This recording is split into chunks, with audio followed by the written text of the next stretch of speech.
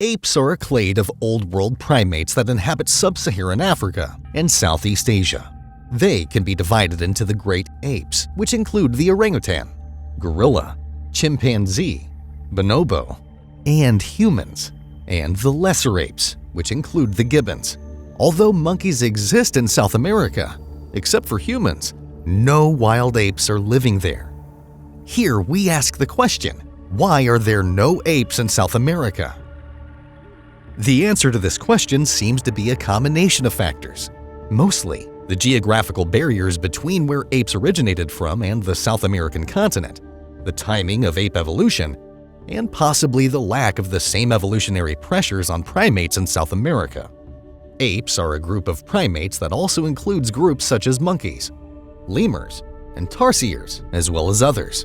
The very earliest primates can be traced back to more than 60 million years ago. And whilst humans and other great apes are thought to have evolved in Africa, the original primates were thought to have first emerged elsewhere, likely in Asia.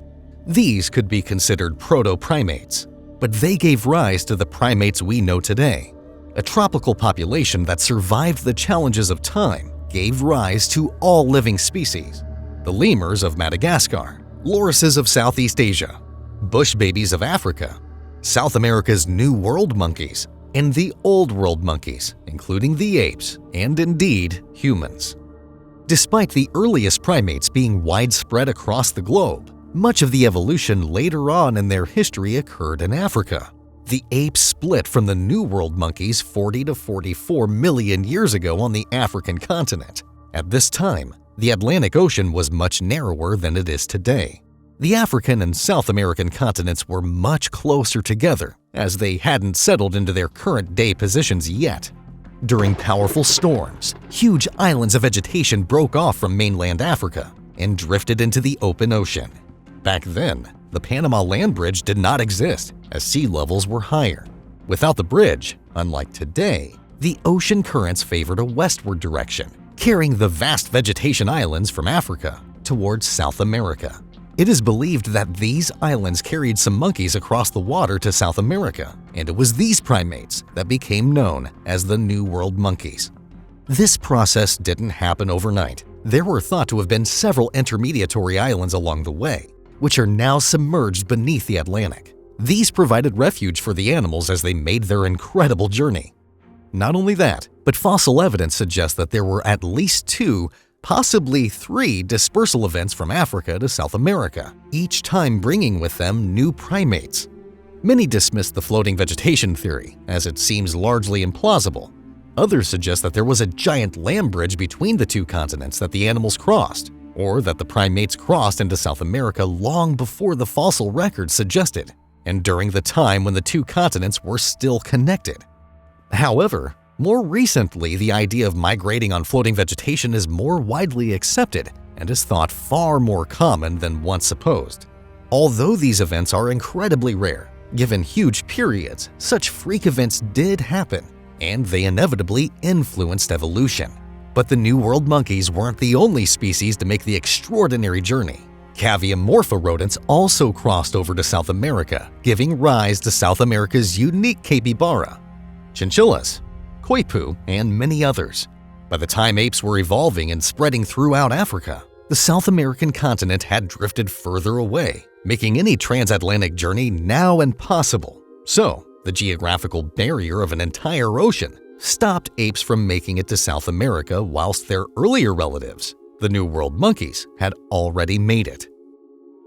Although the African apes didn't make it westwards into South America, they still managed to spread far and wide. Today, orangutans are the only great apes to live outside Africa.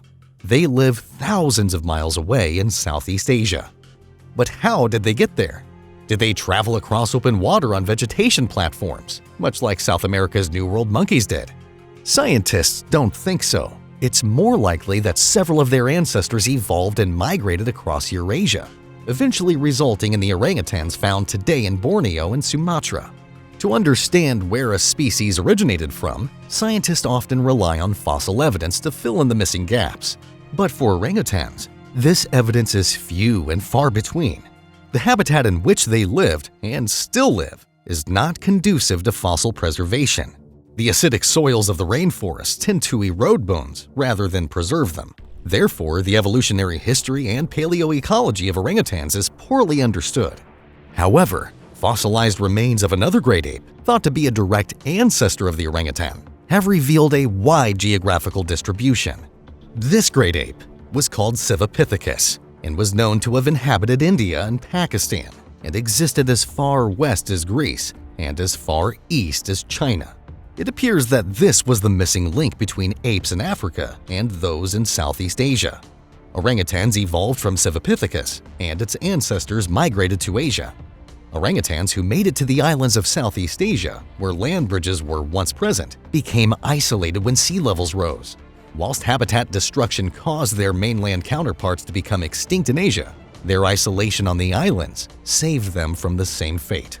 There is a phenomenon called convergent evolution, whereby completely unrelated species evolved and developed similar characteristics. This is typically to solve a similar problem.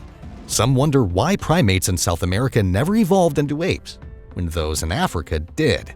But this is a flawed question, as it is not scientifically possible for the monkeys that made it across the Atlantic to evolve into something like a chimpanzee. They had already split from the lineage that became great apes in Africa. However, they did go on to evolve into the array of different primates found on the South American continent today. The habitat and climate of South America is different from that of Africa. The primates that arrived on the continent adapted to the tropical rainforests and learned to evade the predators by staying high up in the trees. They weren't subjected to the same kinds of pressures as their relatives in Africa simply due to the difference in location. The great apes of Africa are mostly ground-dwelling, only venturing into the trees to sleep in their nests at night. They are generally large, with the eastern gorilla weighing up to 200 kilograms and 330 pounds. In comparison, the South American primates live amongst the branches, and the largest species is the woolly spider monkey, rarely exceeding 11 kilograms or 24 pounds. It seems the monkeys that arrived in South America found their ideal niche. They adapted well to the climate and habitat there. With no ecological pressures to evolve into entirely different primate forms, there was no reason to do so. Evolution typically only occurs when there are benefits to adapting and changing to external pressures such as climate, predator or prey presence, changes in habitat, or disease prevalence. Although the New World monkeys have evolved into a staggering 156 extant species, they all have similar features to one another. Just a few of the different species include the likes of sakis, howlers, spiders, woolly and squirrel monkeys, capuchins, marmosets, and tamarins. They all have the characteristic of a prehensile tail. Some have the ability to hold their entire body weight by their tails whilst foraging in the branches, whilst others use it more as an extra limb for balance in the trees. Unlike the Old World monkeys, most of those in South America do not have opposable thumbs.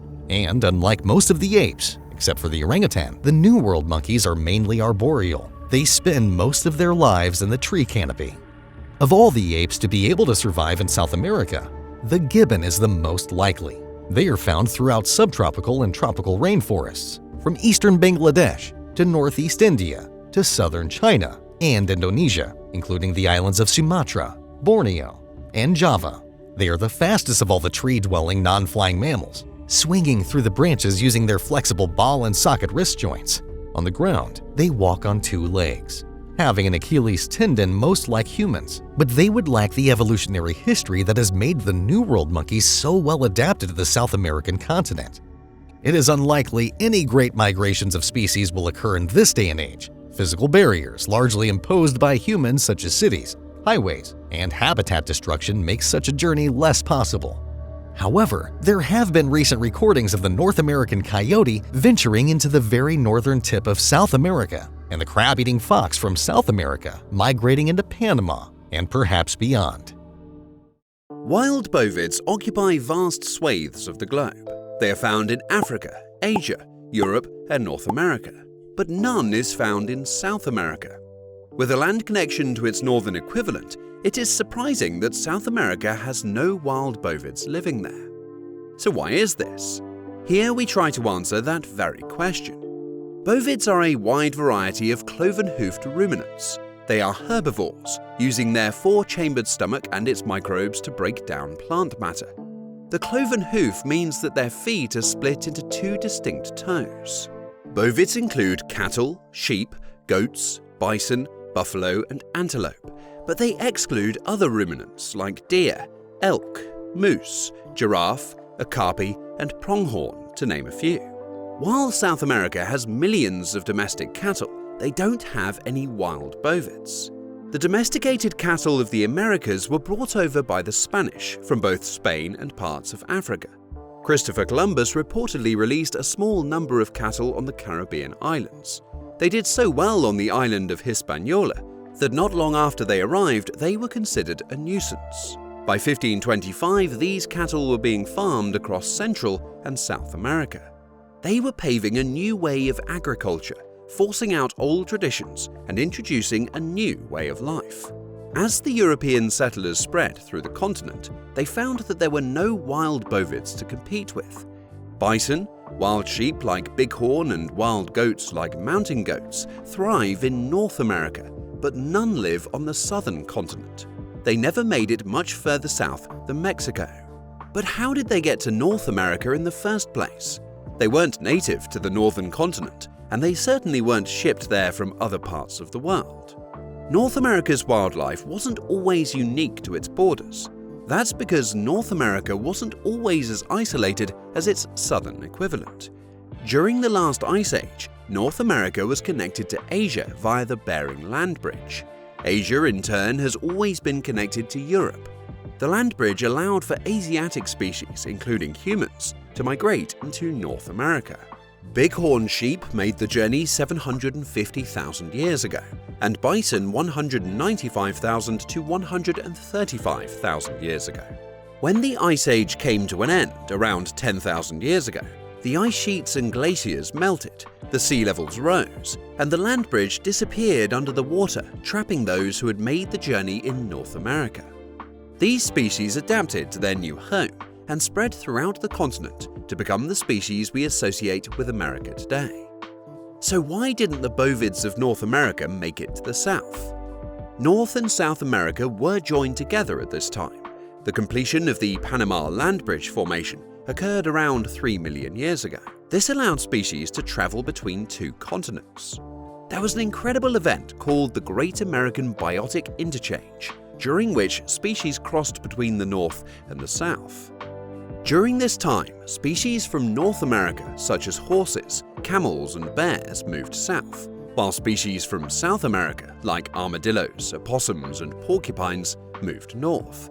It led to the demise and extinction of many species and the diversification of others. But the Great American Biotic Interchange happened when the Panama Land Bridge first formed, almost 3 million years ago, and bovids hadn't made it to North America by then. So, there was no way of them making it into South America during the Biotic Interchange. But what has stopped them in more recent times? Nowadays, there are geographical barriers preventing bovids and many other animals from crossing into South America. Although bison were once a common sight in Mexico and have now been reintroduced there since their earlier demise due to overhunting, they will be unlikely to migrate further south. This is largely due to the Darien Gap. Despite providing a land bridge between Panama and Colombia, it is considered one of the most inhospitable places in the world. Its thick, dense jungle, treacherous terrain, and extreme environment make it a formidable barrier for anyone or anything wanting to cross through it. Although some of North America's wild bovids live in the southern states, there is no incentive for them to migrate into dense jungles. Bison primarily graze open grasslands, eating grasses and sedges. They would struggle to survive in dense jungles and wouldn't seek out that type of environment. North America's bighorn sheep live in the cold mountains of Canada and the northern states, except for the desert bighorn sheep subspecies, which thrive in the hot deserts of the southwestern states and Mexico.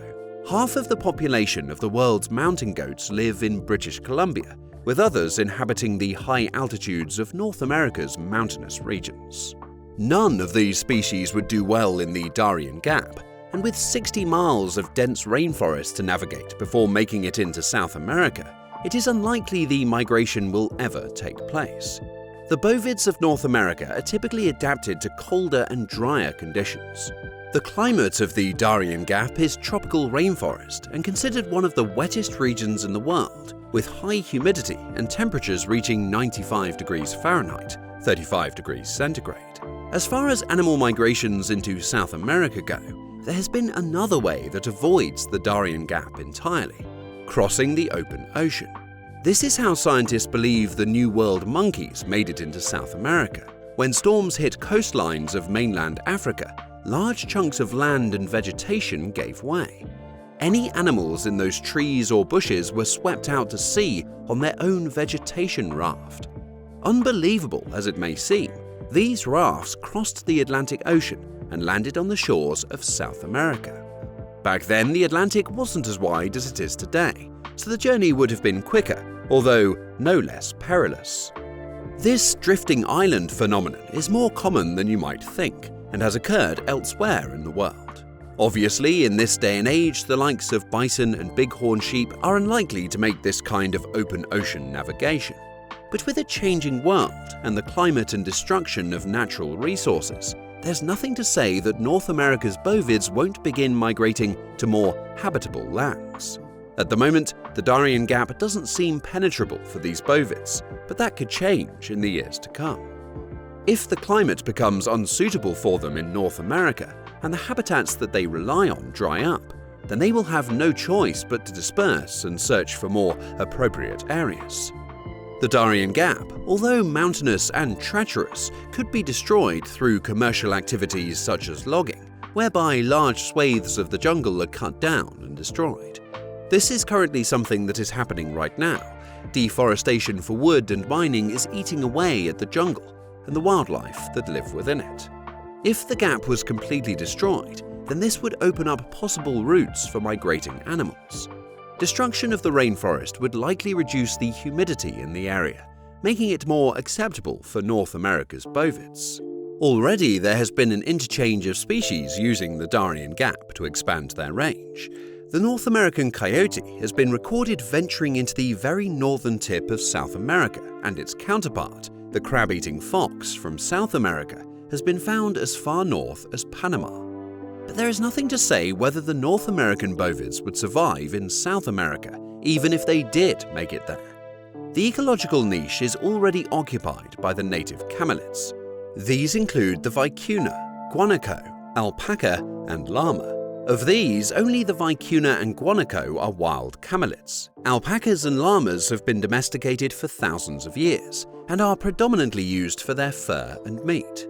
Guanacos are adapted to living in harsh environments, namely the mountainous South American regions and the Atacama Desert, where it hasn't rained for 50 years. Vicunas feed on very poor quality grass on the grassy plains of the Andes Mountains, but move to the slopes at nighttime. When the Europeans settled in South America and brought their domestic livestock with them, they hoped the locals would be forced to switch to their way of farming. Traditionally, the South American farmers were herders, regularly driving their alpacas and llamas to new pastures. The arrival of non-native livestock increased the risk of spreading new diseases to the native animals.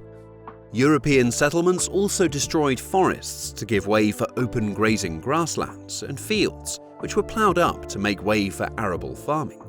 The new crops were grown in favor of the traditional ones used by the native South Americans. Monoculture farming spread, and new farming techniques and machinery were introduced to the land. This shaped South America. So, wild bovids migrated into North America via the Bering Land Bridge, but they never made it into South America due to the unfavorable climatic conditions and the physical barrier of the rainforest that spans the border of Panama and Colombia. A change in climate and the destruction of impenetrable habitats could open up corridors in which species could more easily migrate between North and South America, including, of course, the wild bovids. One of the most iconic species of the North American continent is the wolf. It has an imposing presence, and its intelligence and socialization make it a formidable predator. However, a species that was once one of the most widely distributed land predators now inhabits just 2/3 of its historical range and in much fewer numbers. But this apex predator has never inhabited South America. Today we ask the question, why are there no wolves in South America? There are currently around 80,000 wolves across Eurasia, 60,000 in Canada, and thousands more in Alaska and other parts of the States. However, there are several reasons why grey wolves don't inhabit South America. Ecological niche. As apex predators in their environment, wolves are pack hunters that keep everything else in check. However, their ecological niche has already been filled in South America.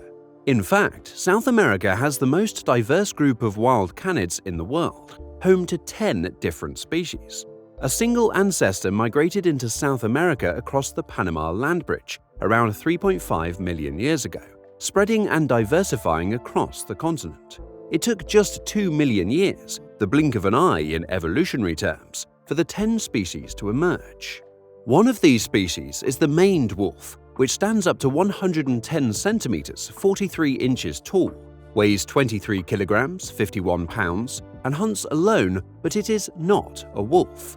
It lives in Argentina, Brazil, Bolivia, Peru, and Paraguay, with just a few individuals left in Uruguay. This species looks more like a long-legged fox with reddish-brown fur, but it is also not a true fox. Instead, it is the only species in the genus Chrysocyon. Other canids include the short-eared dog, crab-eating fox, bush dog, and the hoary, pampas, securan, and Darwin's foxes.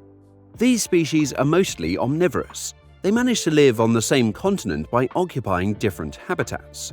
The short-eared dog is found in the Amazon rainforest, eating a wide variety of prey, from fish, insects, small mammals and birds, to fruits, crabs, frogs, and reptiles.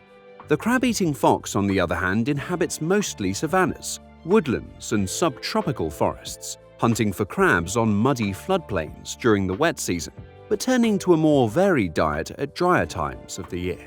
Although the territories of South America's canids occasionally overlap, there are plenty of resources and differences in their dietary preferences to keep competition limited. This allows them to occupy the same continent. But the wolf probably wouldn't be able to do the same. They are less flexible in terms of dietary requirements. Aside from the wolf's ecological niche already being filled by a large number of other canids, there are other reasons why the wolf does not live in South America. Geographical barriers and climate. One of these reasons is the geographical barrier between North and South America. Today, the Panama Land Bridge serves as a connection between the two continents.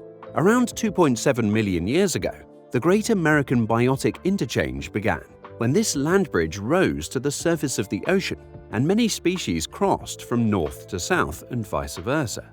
But this occurred way before wolves had made it from Eurasia into North America. That happened just 20,000 to 40,000 years ago, during the late Pleistocene. This meant that any species already on either side of Panama were already settled in their habitats and had been thriving here long before the wolves made an appearance. Not least of all, the Smilodon, which would have given the grey wolf a run for its money. The evolutionary journey of the grey wolf is a long and complex one, but it led to them being incredibly well adapted to colder climates and hunting sizable prey in relatively open habitats, neither of which were found in northern South America.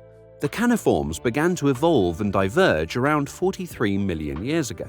The Eucyon species of canid that first emerged in North America evolved into the genus Canis, which includes wolves. These very early dog-like forms migrated from North America to Eurasia around 5 million years ago.